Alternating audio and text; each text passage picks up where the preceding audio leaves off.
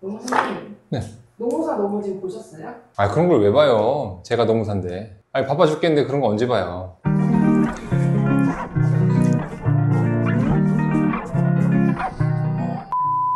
네, 안녕하십니까. 노무업인 안정의 문성근 노무사입니다. 오늘은 이제 화제의 드라마죠. 노무사 노무진 리뷰를 한번 진행하도록 하려고 합니다. 일단은 노무사로서 이제 좋았던 점은 이 업무를 하다 보면 법률이나 법리나 제도 이런 것들이 좀 복잡하거나 어려울 수 있거든요. 근데 이런 부분들에 대해서 모두가 몰입할 수 있도록 쉽게 풀어서 좀 해주신 게 되게 인상 깊었습니다. 그리고 이 실제 있거나 있을 법한 소재들을 다뤄주신 게 너무 좋았거든요. 이제 예를 들어서 근로자분들이 현재든 뭐든 하려고 하는데 동료 근로자나 혹은 일반 시민분들이 막 뭐라 해요. 누가 물 못 마시게 협박했나?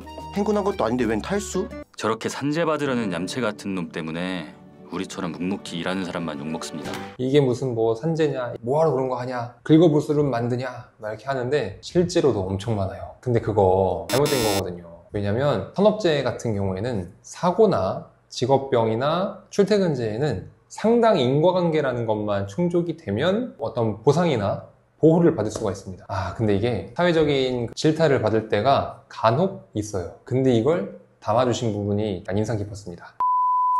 제가 보면서 좀 개인적으로 궁금했던 것들도 좀 있거든요. 이게 보면은 노무진 노무사님이 그 노무사 취득을 하기 전에 회사에 근무하시다가 나왔잖아요. 나와서 오랜만에 공부를 시작했단 말이에요. 전업으로 하긴 했지만 이 노무사 공부를 1년 만에 후라닥 공부하고 딱 합격을 해버렸어요. 저는 이거 자체가 일단은 대단한 것 같습니다. 보통은 이제 대학교에서 공부를 열심히 하시던 분들이 탄력을 받은 상태에서 시험을 보시면 1년 만에 붙기는 해요. 근데 직장인 분이 업무 활동을 하다가 갑자기 공부 활동을 했는데 1년 만에 붙었다라는 것도 사실 인상 깊었어요. 이 사고의 전환이 빠르고 습득력도 빠르고 이 습득한 거를 산출하는 것도 빠른 것 같아요. 똑똑하신 것 같습니다.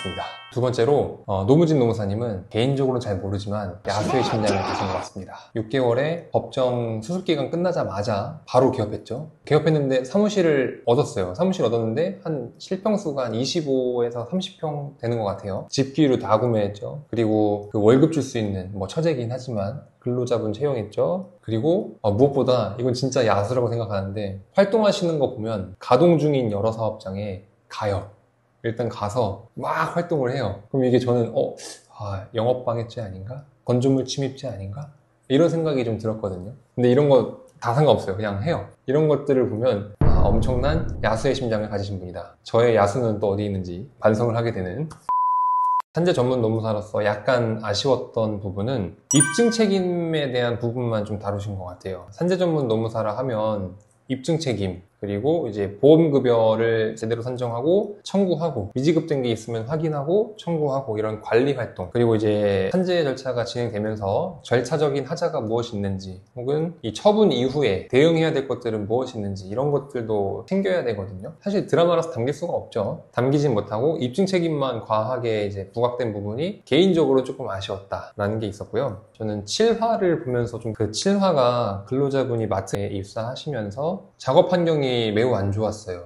고온 다습하고 카트라는 중량물을 끌고 있고 휴게 시간이 부여는 되지만 실질적인 휴게 장소랑 동떨어져 있었기 때문에 휴게 시간을 제대로 이용 못했어요. 이런 것도 그렇고 참 이런 거 보면서 저도 이제 실무를 하고 있는 산재 노무사다 보니까 제가 이제 수행했던 사건들이 떠오를 수밖에 없더라고요. 이제 그 중에는 택시 근로자분에 대한 게 좀 생각이 났습니다. 그 택시 근로자 하셨던 아버님은 돌아가셨어요. 소천하셨는데 생전에 법인 택시죠. 근로자로 들어가서 1차제라는 걸 했어요.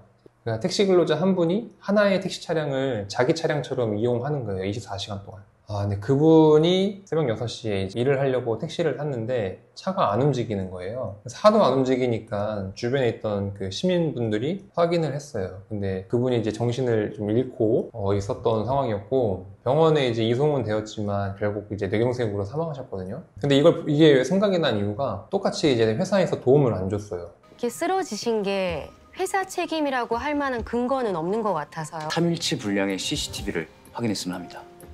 그건 어려우세요.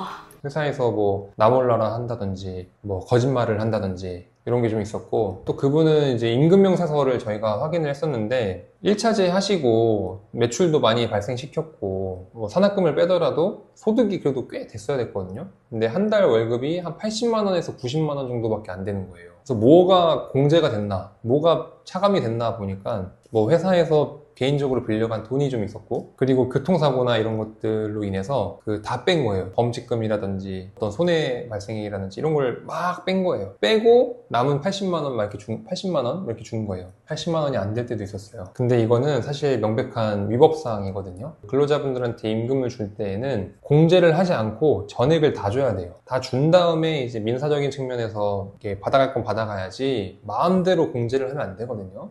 근데 이분은 좀 그런 게 좀 많았고, 뭐 어찌저찌 해서 저희가 직접 현장 조사도 하고 동료 근로자분들 면담도 하고 노무진 노무사님처럼 면담하고 찾아다니고 막 증거 수집하고 해서 모아서 주장 잘 해서 결국은 산재로 인정됐던 사례가 있습니다. 그래서 이제 7화를 보는데 그 아버님 사건과 그 아버님의 자녀분들이 생각이 나더라고요. 이러한 측면도 있다라는 것도 조금 이 드라마를 통해서 알려주고 싶었던 마음이 좀 있었던 것 같습니다.